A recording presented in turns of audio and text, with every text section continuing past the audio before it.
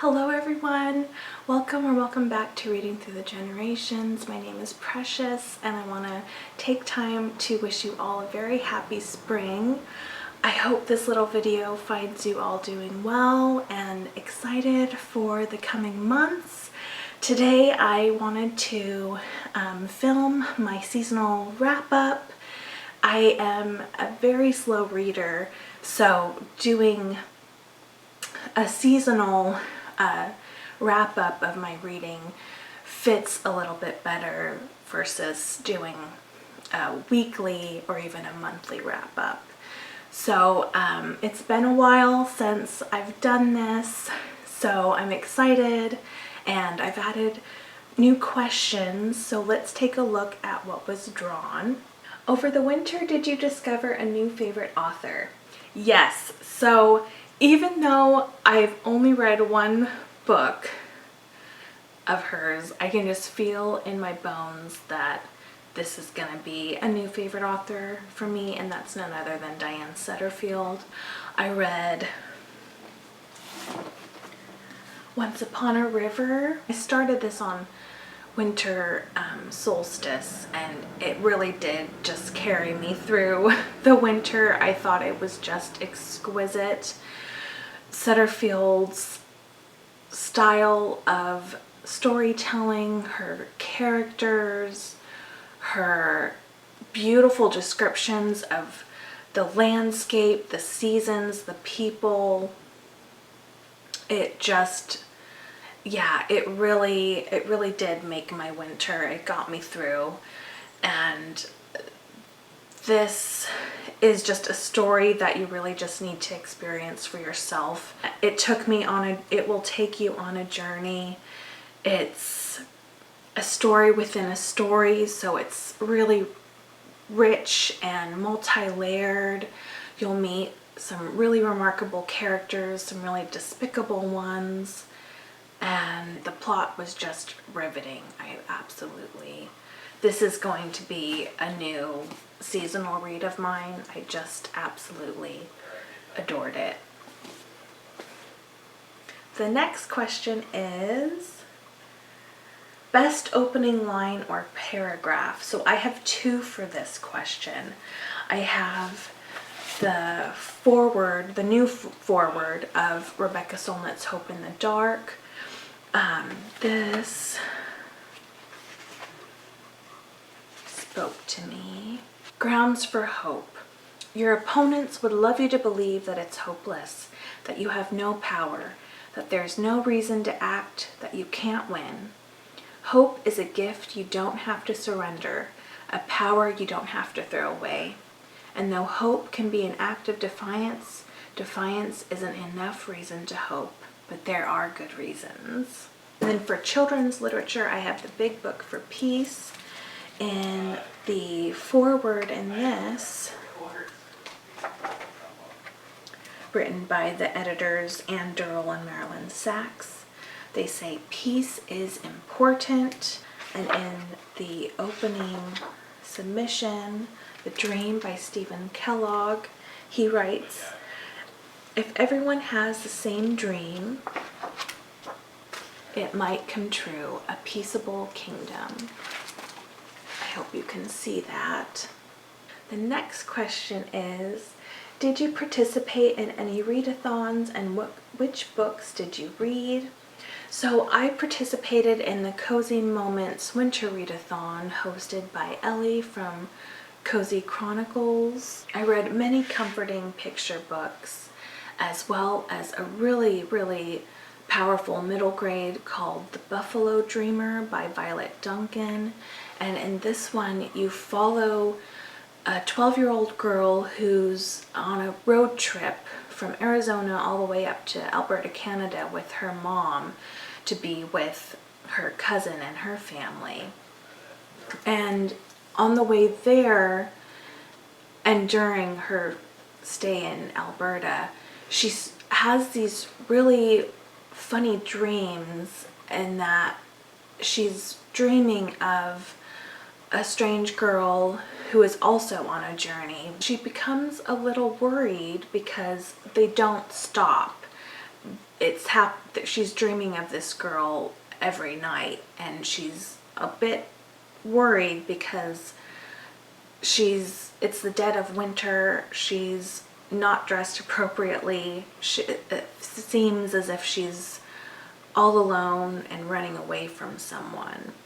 So Summer keeps these dreams to herself, but as she starts to get a little bit more concerned, she eventually opens up to her cousin Autumn, who is wise for her age, and they seek the wisdom of their mothers, who then tell them they have to bring this to their elders. They'll know what to do.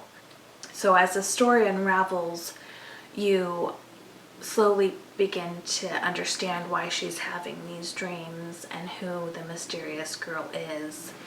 And it's an important book in that it delves into painful time in both Canada and our history here in the States of Indigenous residential schools, and all those repercussions, all the trauma, not, for these innocent kids, but the generations that they had to endure. And when I found out that the story was inspired by Violet Duncan's own family history, I love it even more. The next question is, what was your most humorous book that you read? So that would be Sarah Millican's Autobiography, How to Be Champion. Sarah is one of my favorite English comedians. She is so relatable, so down to earth, silly, and just so brutally honest. She is just unapologetically herself, and through her humor and her stories, she really encourages us all to do the same. I didn't realize that she had discovered stand-up comedy in her 30s, and even though it was terrifying and outside of her comfort zone, she figured that the regret would be greater than the few moments of fear going up on stage and performing. So yeah, her comedy isn't for everyone. It is a bit raunchy, and which is just so funny because she looks so innocent. I had a lot of fun listening to it. The next question is, the most surprising bail. Name a book that I started but didn't finish, but plan. So this is one that I will definitely pick up later in the year, probably for Big Book Summer, which is hosted by Sue, and that's The Wolf and the Whale by Jordanna Max Brodsky. And this was, oh my gosh, this has everything that I look for in an epic historical fantasy. So this is another extremely atmospheric book that takes you to the distant past.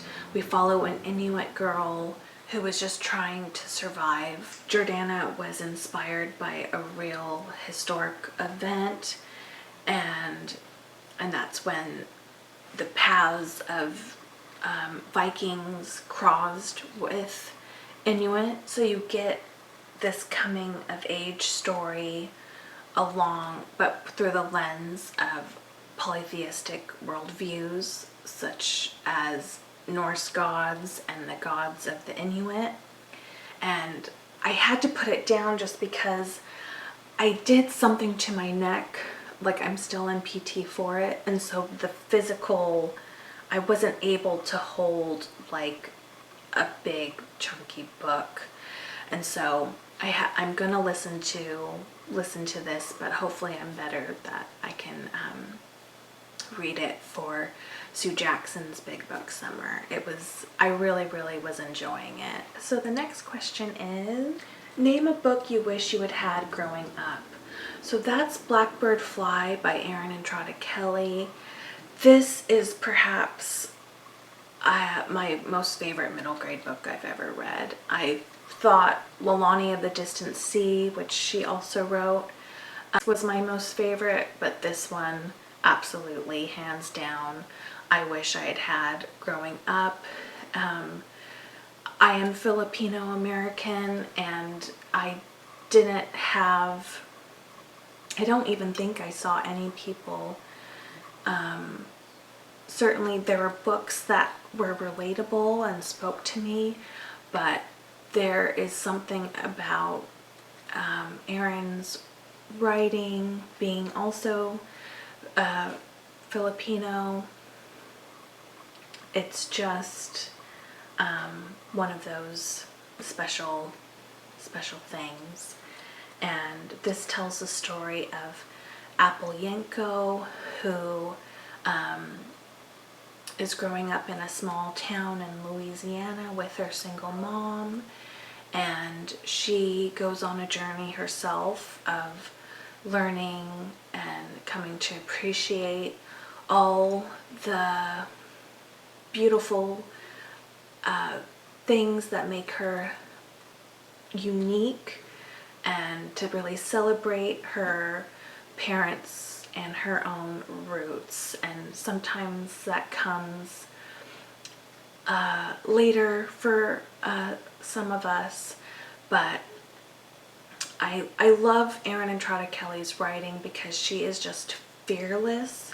She does not apologize for delving into heavy topics such as racism, bullying, grief,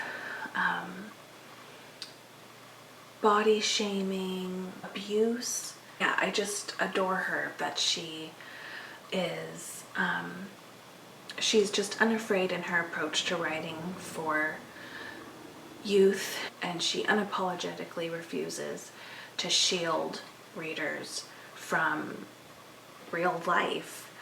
And yeah, just the idea that people want to restrict, and by banning books that tell the true stories and true experiences of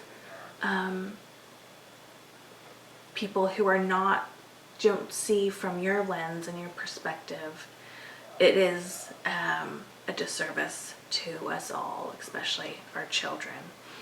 So I'm just so grateful for her books.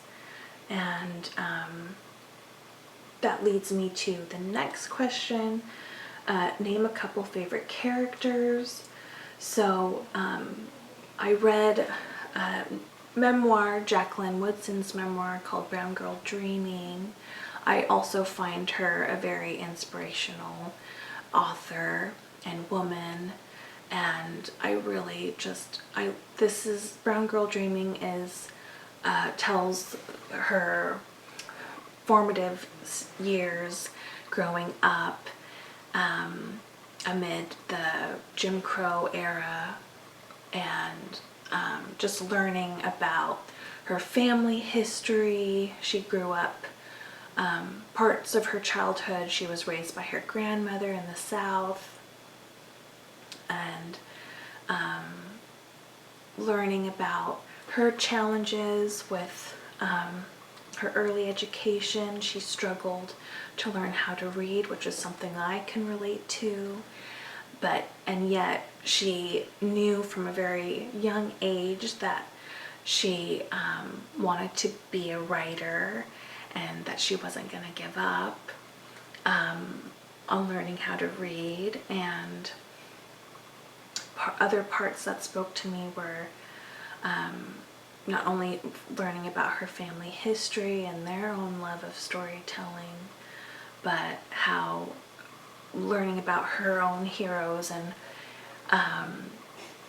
learning about the civil rights movement and how that has really impacted what she chooses to write about. She wrote it in free verse, So I just found it so moving and inspirational. More characters. So there's, yeah, the Apple's mom in Blackbird Fly, along with her music teacher and the true genuine friends that she makes, and herself. She too dares to dream, and she works hard at making it a reality. And then let's see, who else? There were a couple really memorable characters from Once Upon a River, such as Midwife and Nurse Rita and Mr. Armstrong and Lily White. There were, yeah, and there amid others. Those are some favorite characters of mine that I read this winter. Next question is, what was a short story you read? Oh, right. So it was one by Susanna Clarke called The Wood in Midwinter. There's only like a handful of short stories that I really, really love and that have stuck with me. And this, unfortunately, just isn't one of them.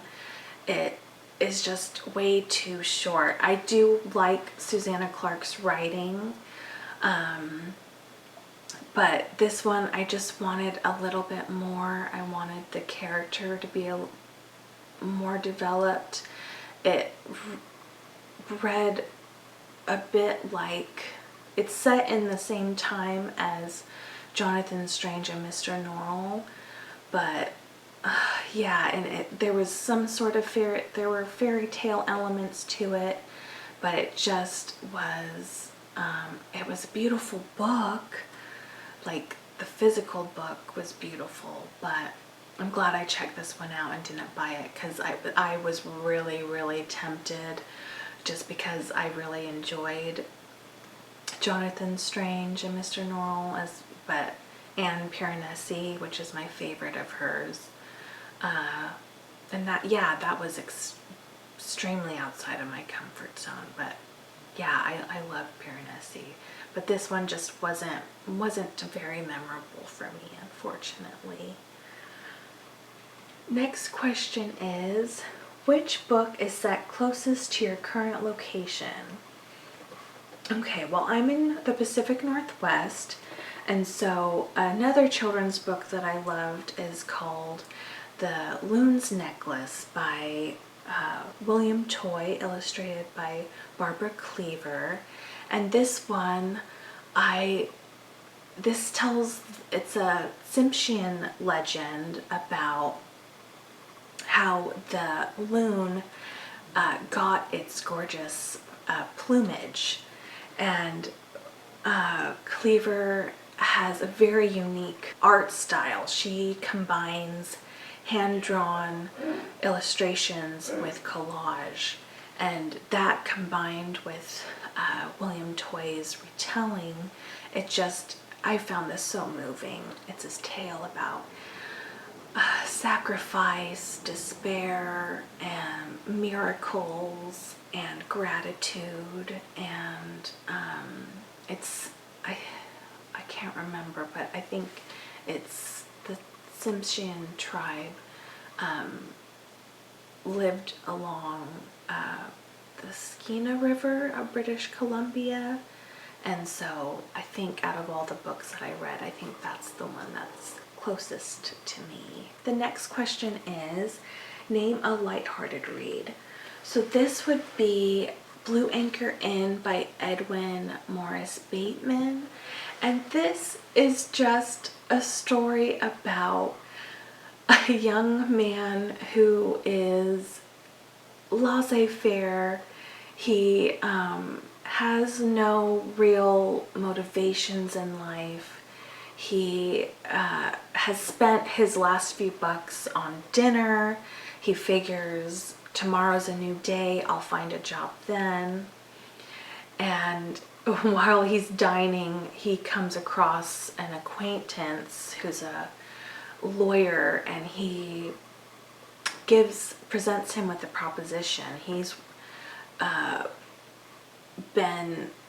trying to find a partner for a young woman who has inherited some money from her benefactor under one condition. She has to be married within a certain time frame before she can receive the money.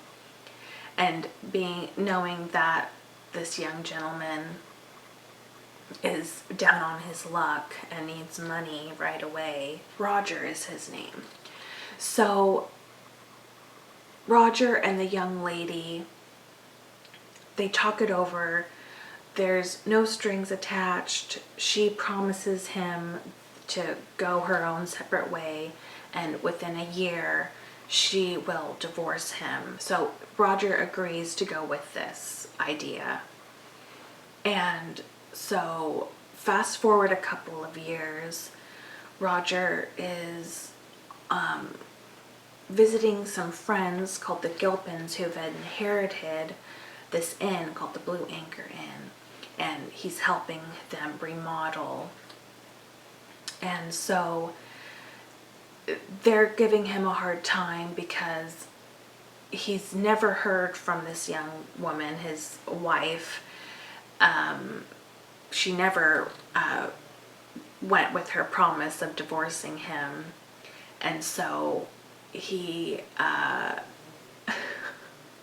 this story is just about misunderstandings, miscommunication, and all the people who come to stay at this inn, which one summer, it's set in the summertime, includes a heiress who comes with her whole entourage, and she shares the same last name as him. So yeah, it reminded me of a romantic comedy from like the 30s with Carol Lombard or Cary Grant. It was just very silly and ridiculous. Last but not least, we have what was a nostalgic book that you read. So one of them was Miss Rumphius by the amazing Barbara Cooney. And yeah, I am obsessed with her illustrations. They fascinated me as a young kid, and they still fascinate me, and her stories do. So this tells the story of Alice, who is raised by her seafaring, adventurous grandfather, and he dares her, presenting her these different challenges. And one of the final challenges is for her to make the world more beautiful. And she does this by scattering lupin seeds along her coastal town up in Maine. Miss Rumphius is based in part by a real woman who lived in the early 20th century named Hilda Hamlin. She was a scholar and adventurer in her own right. She, in her retirement, would later inherit the nickname the Lupin Lady, because she did just that in her town. And I just love this because it tells a story of a daring woman who was unconventional for her time and really just lived life to the fullest and everything. Yeah, I find that inspirational. And so that is my winter wrap up for this year. Let me know if you've read any of these books and what your answers to any of these questions would be. And let me know what you are looking forward to the most this spring. Thanks so much for taking time out of your day to watch this little video, and I'll see you in the next one. Thanks so much. Bye-bye.